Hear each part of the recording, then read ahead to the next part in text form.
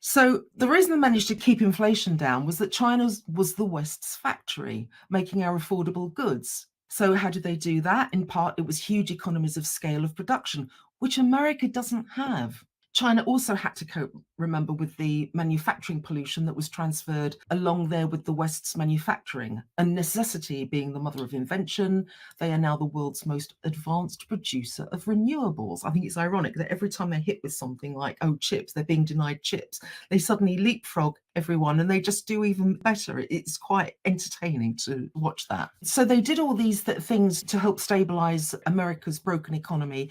They bought US treasuries, they acted as a shock absorber, bought US treasuries, they allowed global currencies to devalue against the yuan, taking the hit themselves.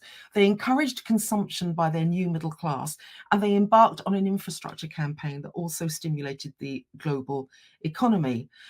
And hawks conveniently forget that Wall Street made a mint of China. Not only the goods they produced there for domestic consumption at home, but also the in-country goods and services sold to the Chinese market, which made up around half of their profits. And he's going to wreck that. So as Trump threatens 60% tariffs on all goods from China and sanctions on China's trade partners, some are now saying de-Americanize has now become a guiding principle for American business as well as China. So in the face of economic and military threats by America, China's now selling its US treasuries. They're doing it slowly and responsibly. Some of us would say, oh, you need to dump the whole lot at once, but they're not doing that. They're being very grown up about it. The US only has itself to blame for devaluing and weaponizing its own dollar, which is the world's currency reserve. They've absolutely screwed the pooch. It's just unbelievable to watch.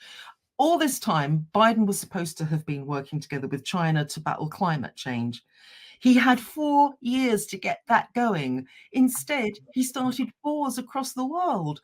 And apart from all the killing and the destruction, war is one of the biggest polluters on the planet.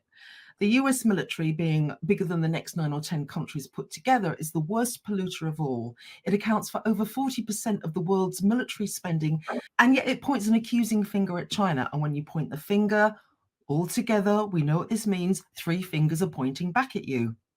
So I'll finish on this Thucydides trap. Is it inevitable that we're going to go to war?